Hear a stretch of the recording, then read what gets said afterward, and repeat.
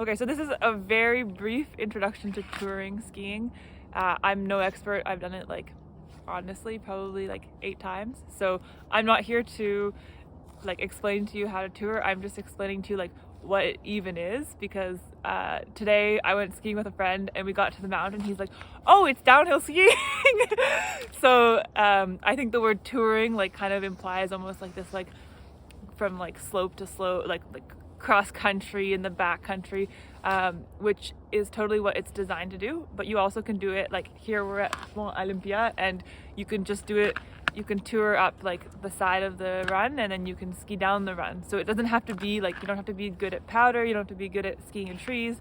You can really be like a beginner skier who skis on green slopes, and you can still go touring.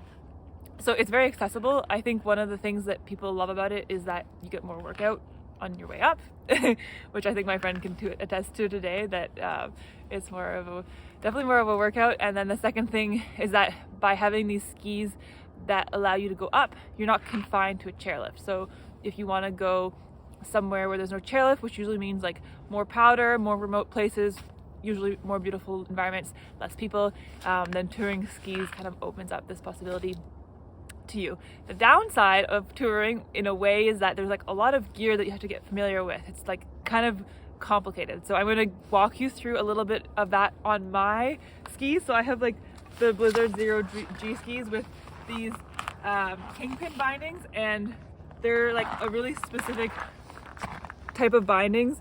Touring bindings come in like many different forms. You can see that the back of my binding looks pretty much like a downhill binding, so it's going to release if I fall. That means there's like a din, and if I set it to my weight, and if there's too much torsion on the binding, then I'm going to come out of the ski and I look less likely to injure my knee or something like that. My knee won't twist, the ski will twist and then let go. At the top you can see that I have this pin binding, which is basically these two metal pins here. And then as you will see, my ski boots also have these pins. So the idea of the binding is that you match the pin on either sides into the ski, and then you clip down and it gets you in. So this is the advantage to this, is that it's lighter weight, because it only takes, like you can see there's like this small device here that is needed. The disadvantage is that there's not actually as much force holding you together. So on the downhill it'll be harder. Like you're not going to have as much of a chunky binding holding you in place.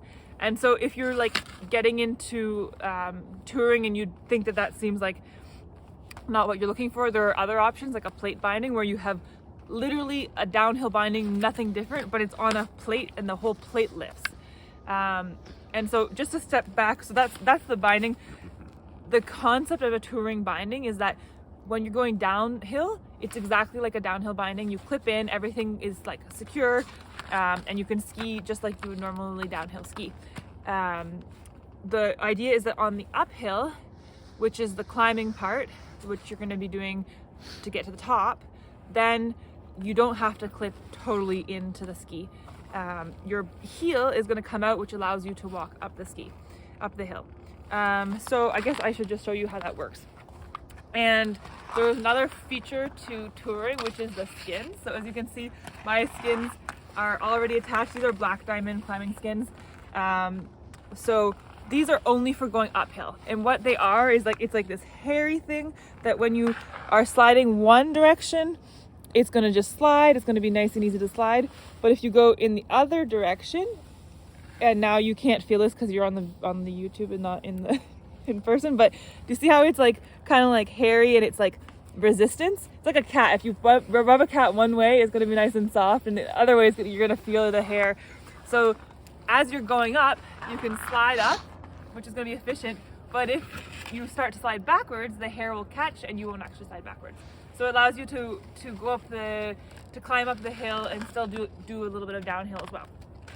So I'm going to put these on the ground now, and I will show you a little bit about how the bindings work. So as I mentioned, these are like, again, a very specific type of binding. There are other systems out there, so don't expect necessarily that it's going to work the way mine work.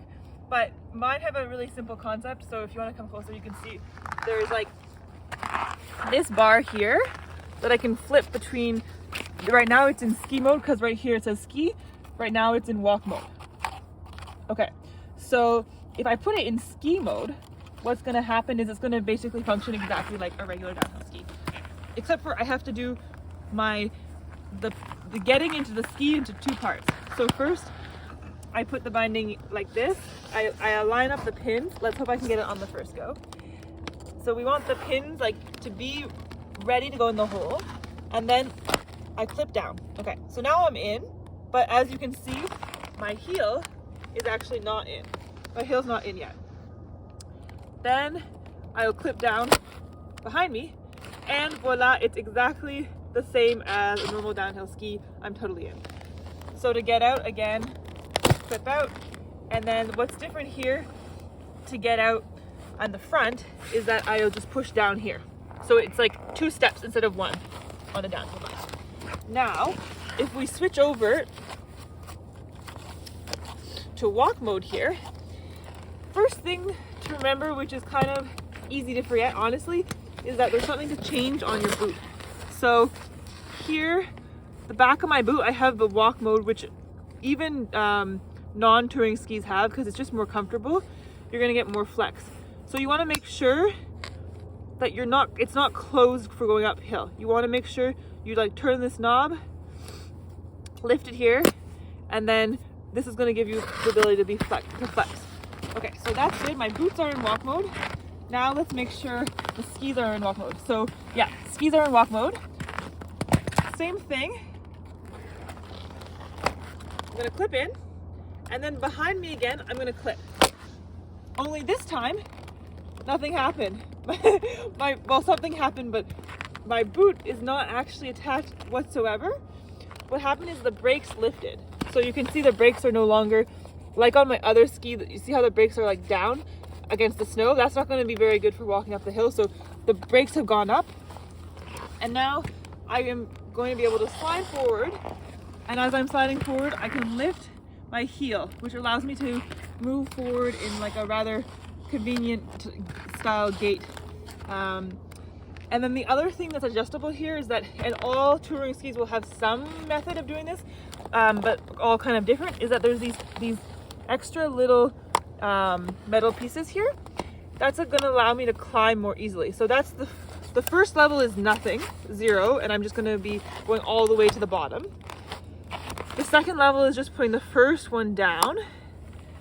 That gives me a little bit of a higher like landing place. And then the third way is going to be both of them down, and so that's going to give me it just allows me to be kind of like more upright and stable even though I'm going up a hill.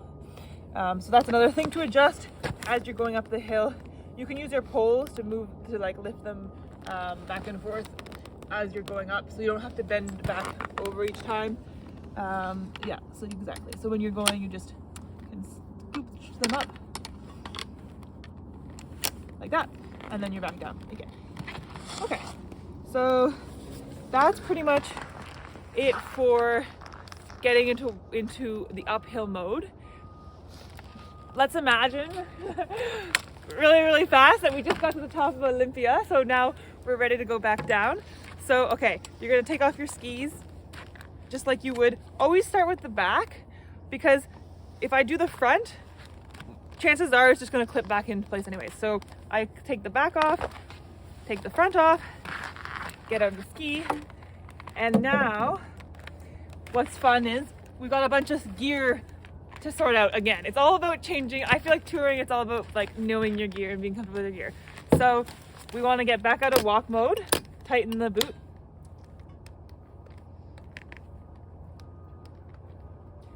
Mine can be a little bit finicky, that's normal. Because you need to be kind of straight when you're putting it in. If you're bent, it won't click in place. Okay, so now I'm out of walk mode, that's good.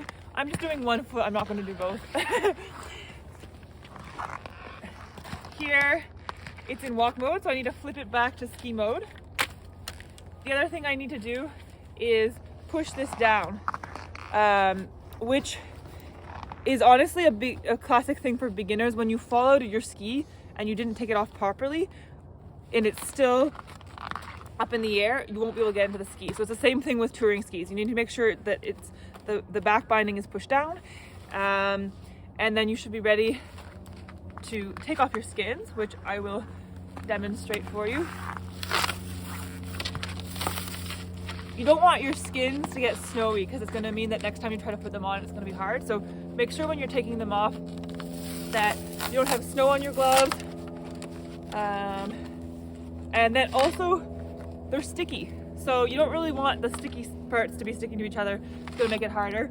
So now the ski is totally ready to go. And I would do the same thing with the other skin. And then I have a little skin saver that I put on to like prevent it from getting from putting the sticky pieces together. So some people do stick the sticky pieces together, but I just prefer to use the saver. So I would do that. I would grab the other skin, put it on as well, and then I'd have the two skins that I would just put into my backpack. Don't forget to put your helmet on if you were not wearing your helmet for the uphill, and then you're ready to go for your downhill, go for a run. The one thing to keep in mind is that depending on which touring skis you're using, especially if it's like a first time and you're just renting, there's a whole variety of weights of touring skis. So if you're used to downhill skiing and you rent some touring skis, these ones, for example, are super lightweight. They're carbon, so they don't have as much like solidity. They're going to be much more they're going to shake more if you're going really, really fast. So like don't necessarily expect your touring skis to be the skis that you're like going to be doing like super fast carving on a double black diamond pitch. These are generally skis that are designed to be like more fun in powder. They're usually a little bit wider. They're also a little bit more lightweight. They're like, but you can still have, for example, some people do put touring setup on a really heavy ski, so it is possible. But you can, like, basically in touring skis, you can have the range of skis, but people tend towards the more lightweight. If you think about it, 90% of the time you're climbing. It's only like you get to the top, it takes you 3 minutes to get down after 20 minutes to get up. So it's like people tend to invest in more lightweight gear. So yeah, I'd say like it's completely, maybe just like to conclude, it's completely, in a way, a very different sport from downhill skiing, because the whole uphill part like takes a lot of getting used to. It can be awkward, like sometimes when you're not clipped in and you've got your skins on and you're climbing up and you're like, there's sometimes a little downhill to do before you go back up, and it feels kind of like a little bit awkward as you're going down. The technique is like unusual and feels new to your body, so I think like give yourself, just like expect some like new bodily experiences when you're trying it out. Yeah, if you have any questions, let me know. I hope that like, I know there's still so much more to know about touring. There are different bindings. I only showed you one type of binding, but at least I wanted to give you this feeling that like it's accessible, it's comfortable. You can do it on, like, most ski hills now offer it, even if they don't have backcountry sections. They usually just put a little side on the way up. So like get informed about your favorite little hill and just like give it a go one day. Try renting out gear, and like, yeah, have some confidence. So see you out there.